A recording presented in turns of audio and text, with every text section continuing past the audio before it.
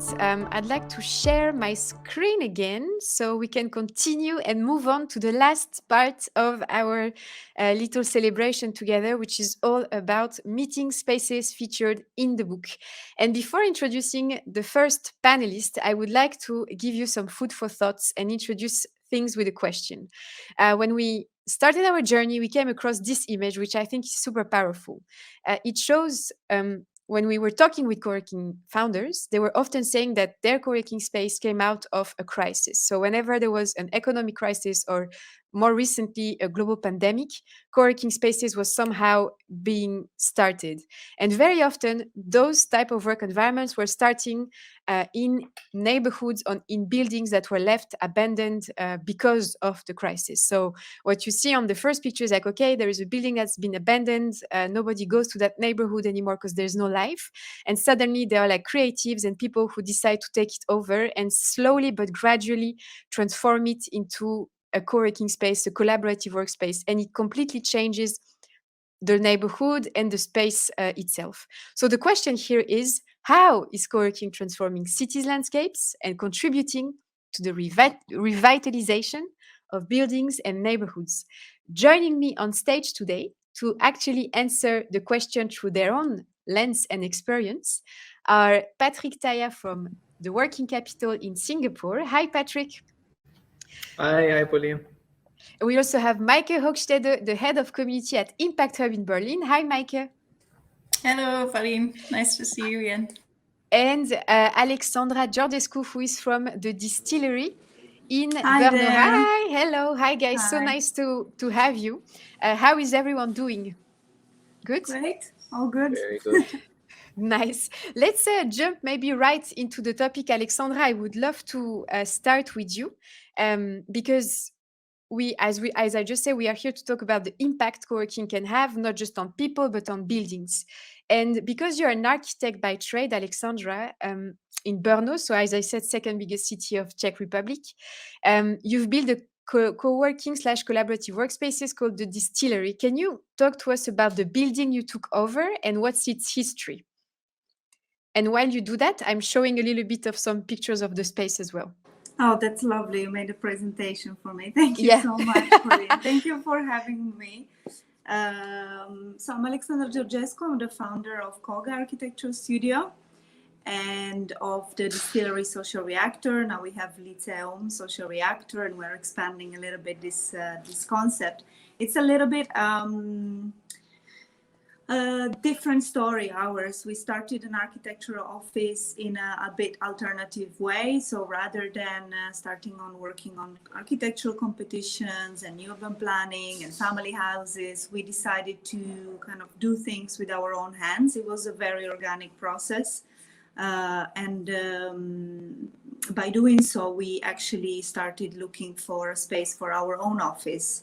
And the market was really filled with pre-chewed office spaces, you know, with a little bit standardized ceilings, standardized lighting and flooring, and there was nothing like to be inspired by and find a kind of a creative workspace where we would be happy with and that we could put our hands on. So it was a really kind of personal need. So we started really bottom up. So instead of like having a business plan or thinking about actually having a co-working space or space for events, we started the other way around. So we first found a building that would be interesting for us. The building is an old distillery factory on Pekarska in the city center of the city of Brno, the second largest in the Czech Republic. And it was a set of actually 7 distillate buildings, but this was the only last one remaining. The ownership was a private, and after communism, many buildings lost the initial ownership because they became state buildings, and then they became like somebody would buy it from the state.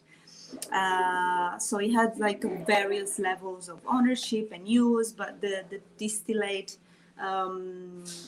factory kind of setup of the building was still there, and it was really interesting for us because we immediately saw potential on how to play with the building in different ways. So as architects, we I think it was really fun to create unexpected spaces in places where people would say there's nothing you can do with it.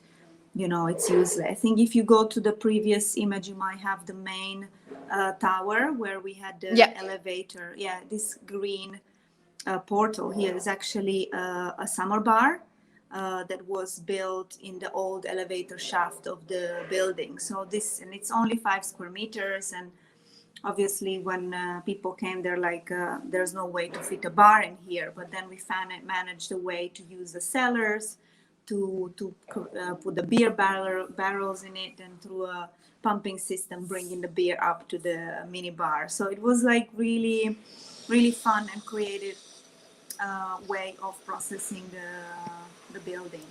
And it has been elected the tiniest bar on the planet, if I'm not mistaken, right?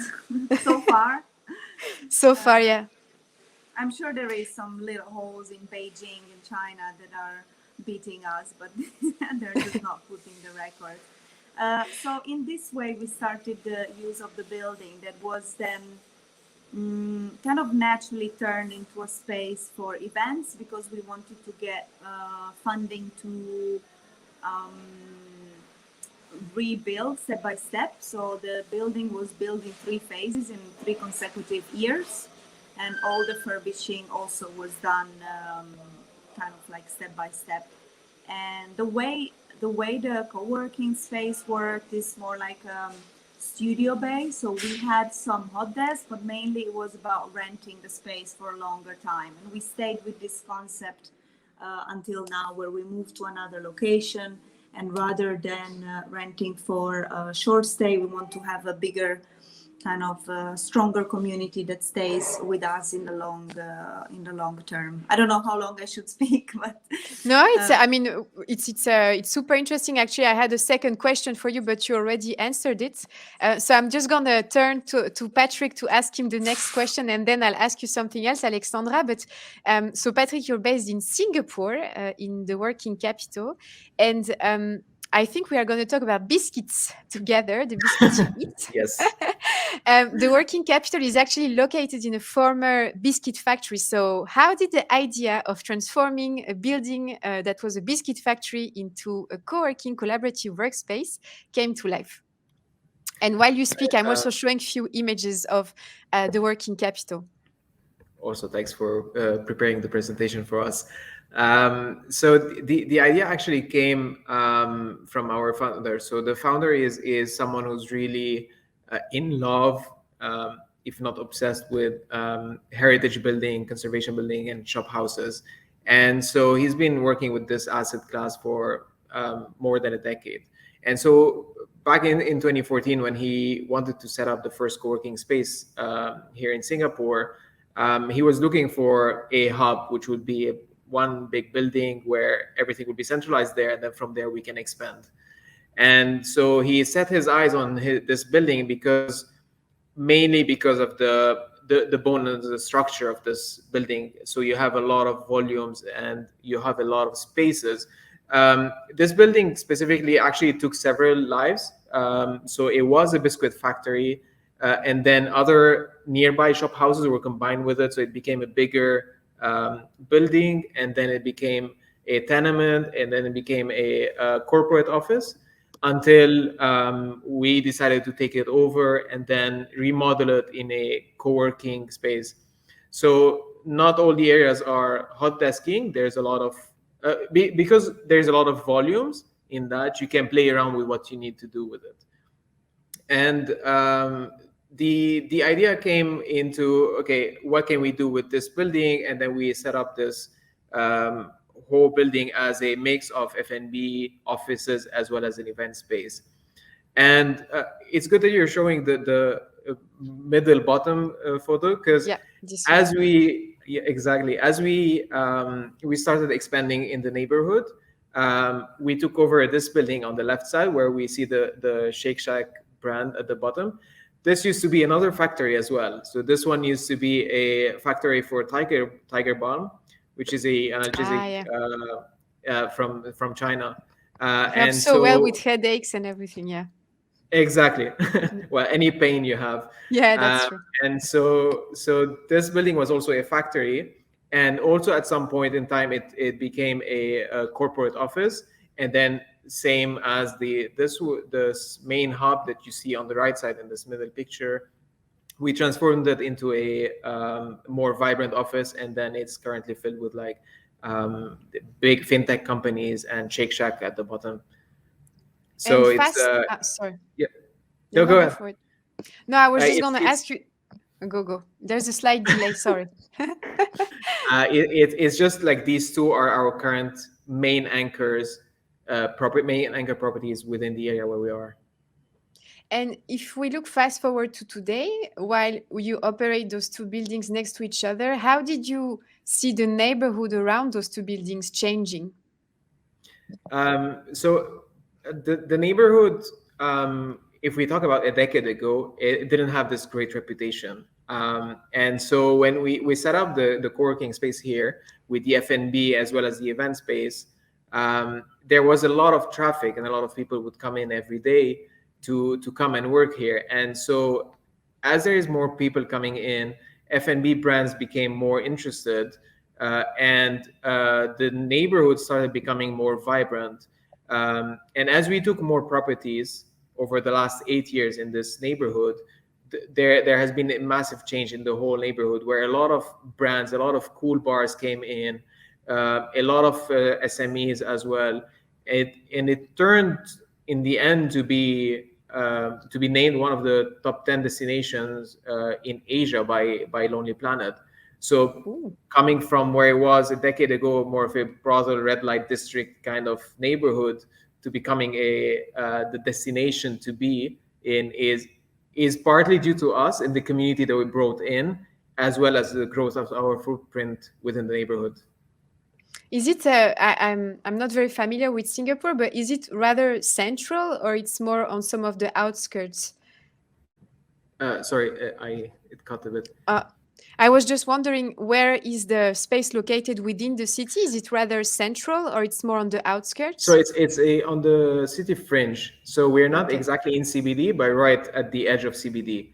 Hence, it's very close to CBD for businesses to be located in, but you don't pay the price of a CBD location. Office, so you're just right at the doorstep of the CBD. Thank you so much, Patrick. I will also turn to Maaike now. So you guys at Impact Hub Berlin, you are also on a whole new renovation journey right now, which involves also Berghain, if I remember correctly. Can you talk to us about the project you're currently working on? And I've taken a few pictures from your social media for people to understand what you guys are up to right now. Thank you. That helps with the story. So we're on quite a journey. We're at Impact Hub Berlin. We're supporting social ventures or impact entrepreneurs. And there was a point where we realized that basically our current space was not big enough, and we wanted to go larger to support more ventures. And one of our focus areas is circularity. And it was for us very important to then say, well, we're going to a new space, and while we're supporting all these ventures to be more circular, we should walk the talk and also be a lighthouse for that. So in the process of finding our new home, we're building this circular, which is in the construction world quite unique. And we do it around roughly 3 promises. So there was already an existing space. We're making it bigger. And the aim is to use as much of the materials of that existing space, or maybe it's repurposed, but not let to go that a waste. And for the new materials, we're looking for either existing materials, so not creating new ones, but how can we use existing materials or give them a new purpose? And how can we build it in such a way that if we were to leave the space at some point, that all of that could be either taken with us or reused again, so that we're not creating waste or unnecessary new materials. And it's incredibly unique. It's challenging, but it's also so fun. So like I mentioned last time, like there was this delivery from the Club Berghain, some plates that they didn't need anymore. And with the architects, they find a way now to make this the lockers for our members. So we will repurpose it as the lockers. And great that you also use this. So for example, as you also know, at the moment, it's not ideal to build something with the shortage of materials any case, but it also, if we have to use or reuse materials, we also look back in ways of what was there back in the days that actually got lost along the way for various reasons. And on the upper right, you see, see something with, it's called Hemp Crete.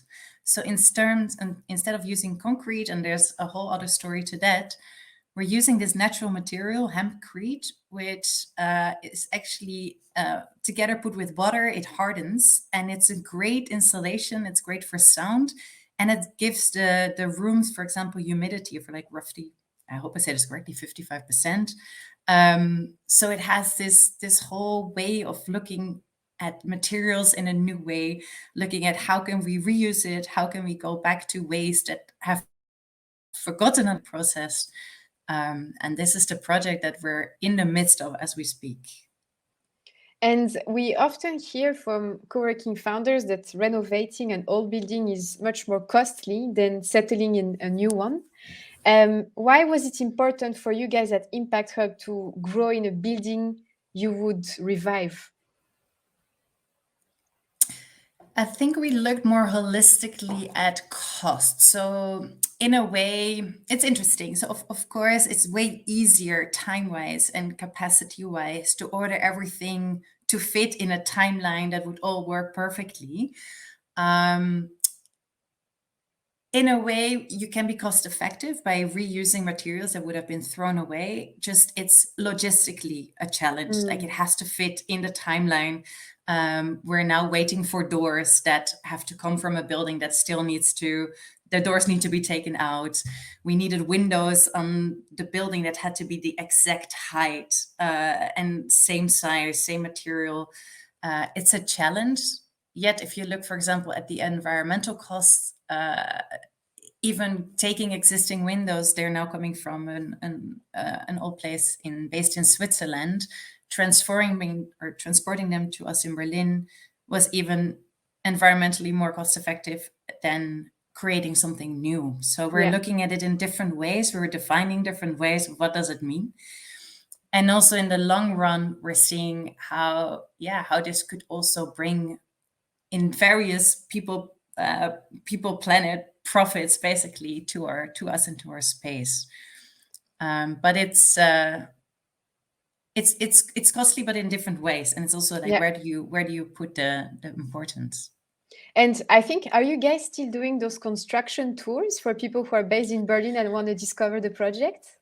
I just did one yesterday afternoon, yes. And it's amazing to see every week there's a jump, but we take people on tours.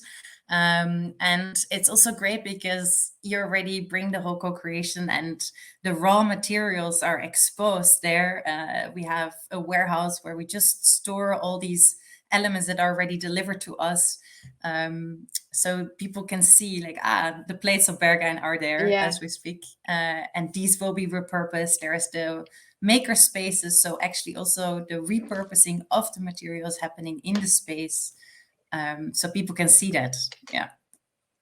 Nice. And I guess all the infos are on your website, no? If people are interested to sign up for a tour. Exactly. Yeah. Or on the Eventbrite page. Yeah. Okay. I have one question for the three of you, and maybe Alexandra, you would like to go first on that note, but what would be your one piece of advice to someone currently looking at building or expanding its co-working brand and seeking a new building to make that happen? What would be your advice to him or to her when looking for a building? Hire an architect. That's a good one. Possibly KOGAA. No, really. I think that our know-how, our knowledge in the industry and know-how on how to get materials and how to do things. Because, at the beginning, unless you have a big funding or a bit larger corporate money are the biggest problem. How do you do it? So like knowledge and the skill set of how to repurpose the building and what are the smart solutions to do and when to do them, I think is very important. we didn't even have piping for bathrooms, and electricity was completely from zero. Not even talking of floors and so on. So we gathered, as Maaike was saying, we also gathered existing materials wherever we found them. We reused some in the cellar, on the ground floor, like kind of playing with the building. Was very important to get things started in the most cost-effective way.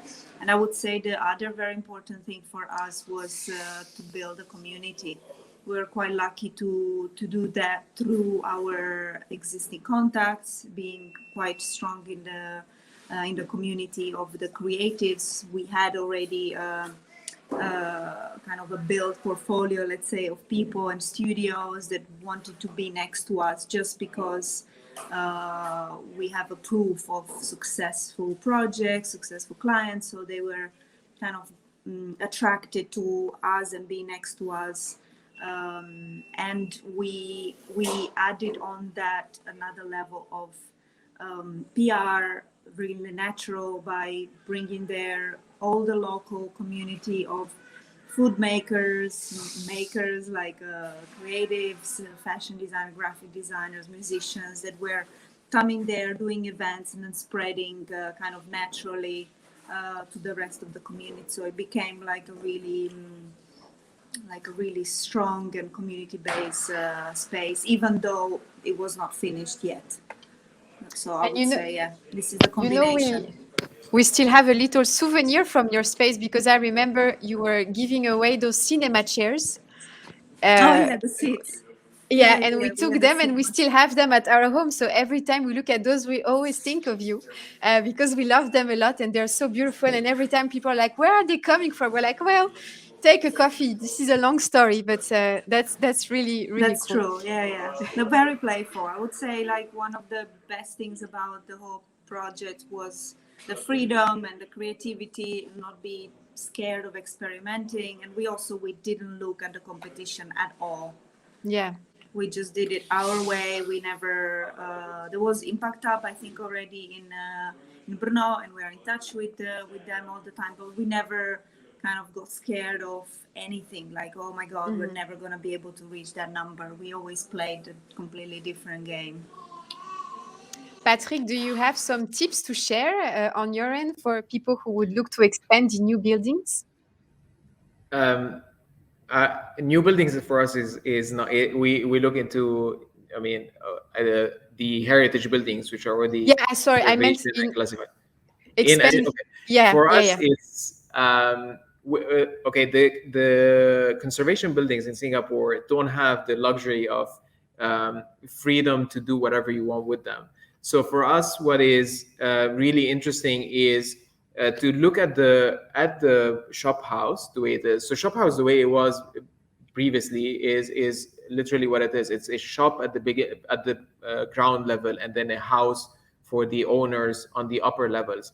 And so these two were specifically factories where you have more volumes and you can play with.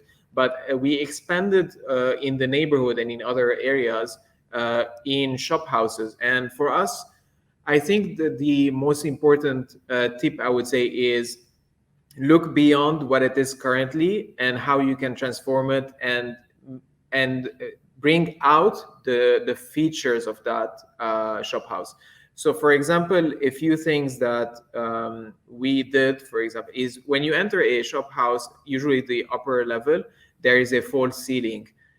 Look beyond that. Look at the pitched roof. Look if you can bring out these elements of the structure and then show this volume that you can have and the beauty of it.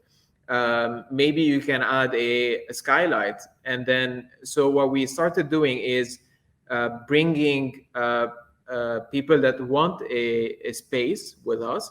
We show them the space, but then we also show them what it can become.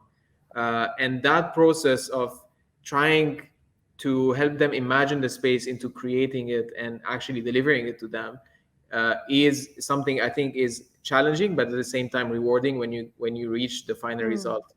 So similar to what you see in the photos here, you see the pitched roof as well with the beams and that. So this is a feature that is typical in all the shop houses, for example.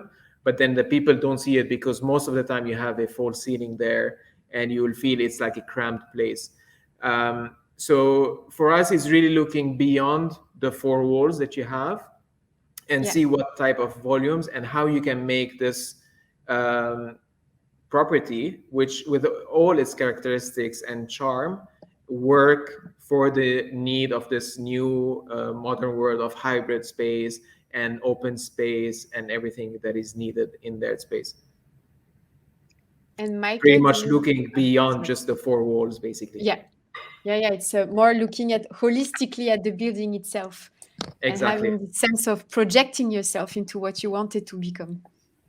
Exactly. With an architect. with an architect. Always. Maaike, do you have some elements to add on all of this?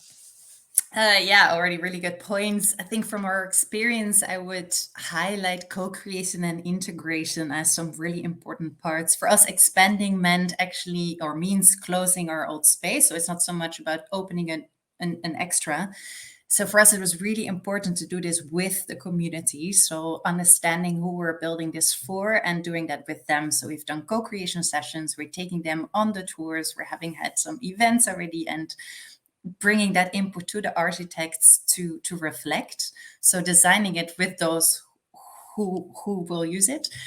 The second would be integration. And I think Patrick and Pauline, you already touched upon it when you're talking about neighborhood and how things change, and to realize that it's not just a building, but that there is a shaping happening in the environment and with people, and to understand what is the role that you want and can play, and also back and forth. So to go into dialogue and to see how that also will affect that micro environment or ecosystem, and to take that you not become, in the team we say like a UFO landing on this area, but that's that you're better together also in this microcosmos. Thank you so much. Dimitar, I'm calling you in just if you see questions that we can bring up. I don't know, I cannot see them. So in case there are some questions for our guests, maybe you can bring them up on the screen. Okay, no questions. It's just Felipe from Rome said that it's wonderful what people presented, and they try to transform only a garage in Rome, but they have a bit difficulties in working with the administration, which I guess it's always a challenge and a skill of itself to overcome maybe the old ways to create like new opportunities and recreate stuff that people cannot imagine yet. Yeah. I would also like to take the opportunity to thank the three of you guys for sharing your stories and for being in the book. We are really delighted to have your three spaces featured, and we added actually the pages where people can find your stories. So if you want to read more about Alexandra's space, make your way on page 150, Patrick is page 334, and Maaike and Impact for Berlin are on page 50. While you're here, Dimitar, I would also like to take a selfie with everyone because this is we cannot be all together in the same venue, but we can definitely be in the same screen. So everybody give me your best smile so I can take a selfie. 3, 2, 1. Awesome. Thank you so much, Maaike, Patrick, and Alexandra. It's been a pleasure to have you with us today. I will let you go, and I hope we can see each other in person soon then. Lovely. Thank you so much. Thank you. Guys. Nice meeting you. Good luck. Bye. Bye. See you guys. See you.